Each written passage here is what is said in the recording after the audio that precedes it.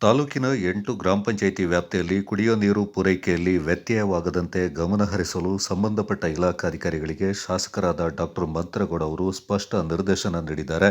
ನಗರದ ಗಾಂಧಿ ಭವನದಲ್ಲಿ ಬುಧವಾರ ನಡೆದ ವಿಶೇಷ ಕಾರ್ಯಪಡೆ ಸಮಿತಿಯ ಸಭೆ ಅಧ್ಯಕ್ಷತೆ ವಹಿಸಿ ಅವರು ಮಾತನಾಡಿದರು.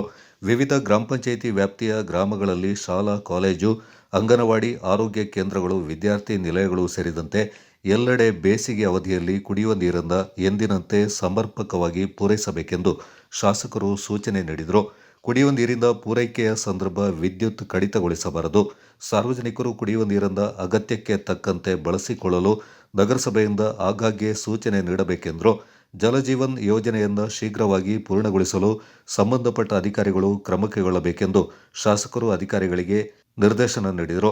ಬೇಸಿಗೆಯಲ್ಲಿ ರೋಗಗಳು ಹರಡದಂತೆ ಆರೋಗ್ಯ ಇಲಾಖೆ ವತಿಯಿಂದ ಎಚ್ಚರ ವಹಿಸಬೇಕು.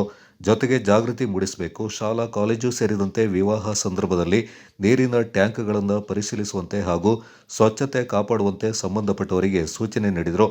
ರಾಜಕಾಲುವೆ, ಚರಂಡಿಗಳಲ್ಲಿ ಮಳೆ ನೀರು ಸರಾಗವಾಗಿ ಹರಿದು ಹೋಗಲು ತುರ್ತಾಗಿ ಅಗತ್ಯ ಕ್ರಮ ಕೈಗೊಳ್ಳಬೇಕು. ರಸ್ತೆಗಳಿಗೆ ಅಡ್ಡವಾಗಿ ಬೆಳೆದಿರುವ ಗಿಡಗಂಟಿಗಳನ್ನು ಕಡಿಸಿ ಸುಗಮ ಸಂಚಾರಕ್ಕೆ ಅನುಕೂಲ ಮಾಡುವಂತೆ ಸಂಬಂಧಪಟ್ಟ ಅಧಿಕಾರಿಗಳಿಗೆ ಶಾಸಕರು ಸೂಚನೆ ನೀಡಿದರು. ಎಲ್ಲ ಪ್ರಾಥಮಿಕ ಆರೋಗ್ಯ ಕೇಂದ್ರಗಳಲ್ಲಿ ವೈದ್ಯರು ಮತ್ತು ಸಿಬ್ಬಂದಿಗಳು ಇರಬೇಕು ಹಾಗೂ ಸಾರ್ವಜನಿಕರಿಗೆ ಸಕಾಲದಲ್ಲಿ ವೈದ್ಯಕೀಯ ಚಿಕಿತ್ಸೆ ಸಿಗಲು ಕ್ರಮ ಕೈಗೊಳ್ಳುವಂತೆ ತಿಳಿಸಿದರು. ಅಂಗನವಾಡಿಗಳಿಗೆ ಸಮಯಕ್ಕೆ ಸರಿಯಾಗಿ ಪೌಷ್ಟಿಕಾಂಶದ ಆಹಾರ ಸಾಮಗ್ರಿಗಳನ್ನು ಪೂರೈಕೆ ಮಾಡಬೇಕು. ಅಧಿಕಾರಿಗಳು ಸಮನ್ವಯತೆಯಿಂದ ಕಾರ್ಯನಿರ್ವಹಿಸುವ ಮೂಲಕ ಸಾರ್ವಜನಿಕರ ಸಮಸ್ಯೆಗಳಿಗೆ ಸಕಾಲದಲ್ಲಿ ಸ್ಪಂದಿಸುವಂತಾಗಬೇಕೆಂದರು. ಮಡಿಕೇರಿ ನಗರಸಭೆ ವ್ಯಾಪ್ತಿಯಲ್ಲಿ ಒಳಚರಂಡಿ ಪ್ರಗತಿ ಬಗ್ಗೆ ಸಂಬಂಧಪಟ್ಟ ಇಂಜಿನಿಯರ್ ಅವರಿಂದ ಶಾಸಕರು ಮಾಹಿತಿಯನ್ನು ಪಡೆಕೊಂಡರು. ತಾಲೂಕ್ ಪಂಚಾಯತ್ ಇಒ ಶೇಖರ್ ಮಾತನಾಡಿ, ಈಗಾಗಲೇ ಗ್ರಾಮ ಪಂಚಾಯತ್ ಮಟ್ಟದಲ್ಲಿ ಟಾಸ್ಕ್ ಫೋರ್ಸ್ ಸಭೆ ನಡೆಸಲಾಗಿದ್ದು, ಕುಡಿಯುವ ನೀರು ಮತ್ತು ಜಾನುವಾರಿಗೆ ಮೇವು ಸಂಬಂಧ ಅಗತ್ಯ ಕ್ರಮ ಕೈಗೊಳ್ಳಲಾಗಿದೆ ಎಂದರು.